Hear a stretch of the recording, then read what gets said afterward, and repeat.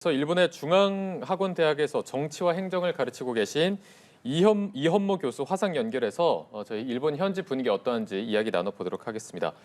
교수님 나와 계십니까? 안녕하세요. 네, 안녕하십니까. 자, 저희가 앞서 이제 좀 말씀을 나누고 있었는데 그 일본의 성의 있는 호응이 필요하다면서 일본 측에 좀 공을 넘긴 모양새가 됐습니다. 이에 대해서 일본 현지 분위기는 좀 어떻습니까? 네, 일본 정부의 그 기본적인 그 입장이라는 것은 다들 잘 아시고 계시겠지만 1965년에 그 한일 국교 정상화 과정에서 그 식민지 지배에 관한 개인 배상권 문제는 전부 해결됐다. 그런 그 입장을 취해오고 있기 때문에 그렇게 그 일본 정부 입장은 변함이 없을 것이라고 저는 생각을 합니다. 한국에서 저 정권 교체가 이루어져 윤석열 정권이 들어서면서 그 한일 관계 개선이라든가 이런 제스처를 보이기 있기 때문에 그 일본이 거기에 대해서 이제 반응을 해야 되는데 앞으로 어떤 반응을 보이게 될까 그것이 매우 궁금해지는 그런 상황이라고 볼 수 있겠습니다. 네, 큰 변화는 없을 것이다라고 말씀해 주셨는데 그래도 지난 23일에 기시다 후미오 일본 총리가 국회 연설을 했는데 여기에서 한국과 긴밀히 의사소통하겠다라고 한일 관계 개선 의지를 재차 표명한 부분이 있습니다. 이와 같은 언급이 좀 과거에 비해서 우호적으로 바뀌었다라고도 해석할 수 있을까요?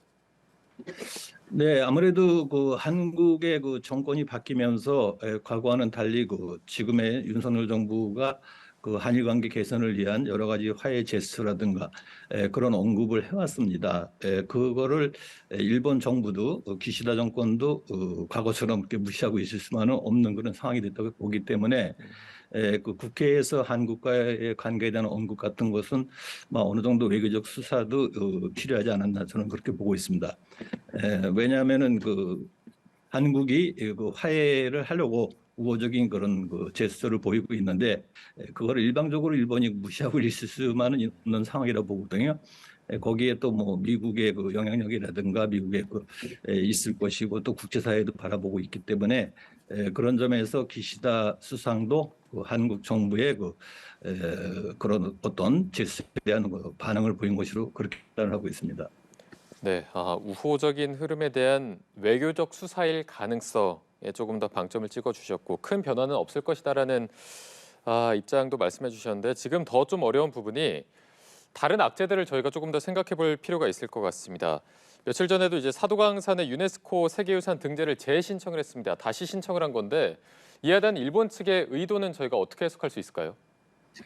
예, 그 사도 금강에 관한 건에 대해서는 막 크게 두 가지로 볼 수가 있겠는데 우선 첫 번째로는 잘 아시는 대로 일본이 그 잃어버린 30년이라고 그 형용되듯이 그 장기간에 걸친 그 불황이 이어지다 보니까 그 지방 경제가 굉장히 피폐하게 됐습니다. 거기에 또 3년 전부터 이 코로나라는 그 복병을 만나다 보니까 굉장히 그 지방이 어려운 환경에 처해 있기 때문에 아베 정권 때부터 그 관광 입국이라는 그런 그 정책을 내걸고 대대적으로 그 인바운드라든가 그런 관광 개발 사업을 추진해 왔는데 그런 차원에서 그 지방 경제 활성화를 위한 그런 그 유네스코 등재를 하나의 목표로 하고 있는 게 아닌가 하는 것이 한 가지 관점이고요. 네. 또 한 가지는 그렇게 되게 되면은 그 식민지 시대 때 그 강제징용공이라든가 그런 문제들이 거기서 불거져 나올 것이고 또 한국 정부가 반대의 입장을 표명할 것이라는 것을 일본 측도 그 인지하면서 그거를 추진하고 있다는 거거든요.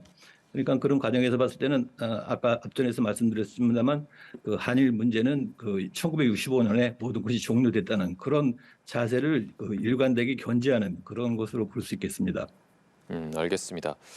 그리고 저희가 또 하나 악재라고 할 수 있는 측면을 하나 더 살펴보자면 올 봄이나 한 여름쯤에 후쿠시마 제1원전 오염수 방출까지 계획을 하고 있습니다. 이것 때문에 강제징용 협의의 악재가 될 수 있다라는 우려도 나오는데 이에 대한 일본 현재 분위기는 좀 어떻습니까?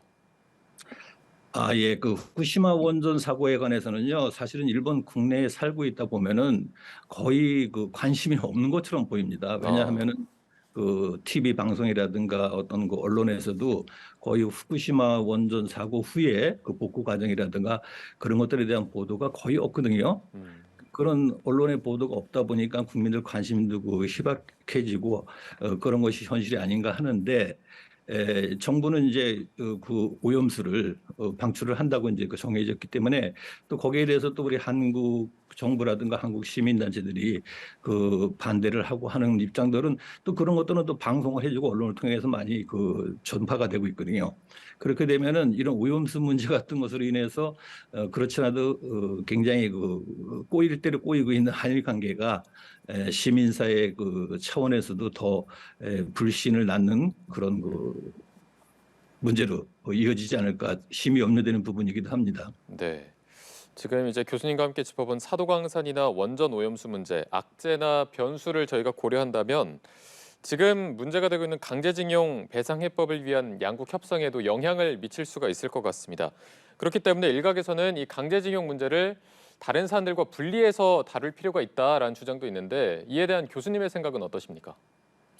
네, 아무래도 그런 역사적인 문제하고 지금 우리가 부딪히고 있는 그런 현안 문제를 분리해서 그렇게 해결할 수 있다면 그게 아마 가장 좋은 방법 중에 하나가 되지 않을까 저는 그렇게 저도 그렇게 견해를 동의를 합니다만 다만 문제는 뭐냐면은 지금 한국의 정권이나 일본의 정권이 사실은 지지율이 굉장히 낮은 두 정권 양국 정상이 그렇거든요. 일본의 기시다 정권도 얼마 전에는 20%대로 들어갔다고 하는데 이거는 국정 운영에 굉장히 위험수위라고까지 하는 그 부분인데 이렇게 양국 정상이 정부가 국민적 여론의 지지를 얻지 못하고 있는 상황에서 그 한일 문제 같은 그런 정말 역사적으로 그렇고 국민적 감정적으로도 그렇고 많이 꼬일 대로 꼬인 이런 그 큰 현안 과제를 정치적 리더십을 발휘하면서 풀어갈 수 있을까? 이런 점에서는 조금 회의적으로 보고 있습니다.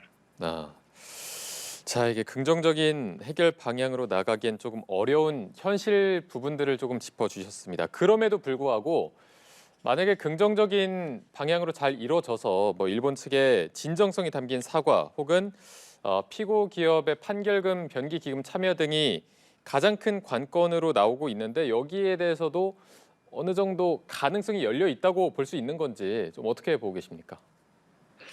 네, 그 한국 정부에서 제안한 그런 강제 그 징용 문제 해결 법안에 대해서도 그 일본 사회에서 일본 지식층이라든가 그런 시민 사회에서 그 반대 성명을 내는 게 얼마 전에 있었습니다. 그러니까 일본 그분들의 주장은 뭐냐면은 일본의 그 피고 기업들이 그 당연히 사죄하고 배상해야 되는 건데 왜 한국 정부에서 하느냐 잘못된 거다 그러면서 이제 그렇게 주장하는 그 일본 사회 소위 말하는 뭐 양심 세력이라고 할까요? 그런 그 시민들이 있는데 단지 문제는 뭐냐면은 그런 그 양심적인 시민사회의 목소리가 점점 작아지고 있다는 것이 일본의 현실이라고 말씀을 드릴 수가 있겠습니다. 네. 그에 비해서 국수적이라든가 그런 어떤 우익적인 강성 발언을 하는 정치가라든가 지식인들이 많이 그 지지를 받는 그런 현상이 있기 때문에 우선은 일본 사회 내에서 어떤 그 합의점이랄까요? 그런 것들을 도출해내는 것도 큰 과제라고 생각을 합니다. 그런 것도 이루어지고 난 후에야 한국과의 어떤 관계라든가 이런 것들이 합의점에 돌아갈 수 있지 않을까라고 저는 그렇게 보고 있는데 한일 간의 얽히고 얽힌 문제도 문제지만 또 일본 사회 내 내부적인 이런 문제들도 갈등이라든가 이런 것들도 조정하는 것도 하나의 일본 사회에 던져진 굉장히 큰 과제가 아닐까 이렇게 보고 있습니다. 네, 알겠습니다. 강제징용 협의에 대한 일본 현지 분위기 함께 살펴보고 오셨습니다. 오늘 말씀 고맙습니다. 네, 감사합니다. 네, 지금까지 일본의 중앙학원대 법학부 교수인 이헌모 교수와 함께 일본 현지 분위기를 좀 살펴보고 오셨습니다.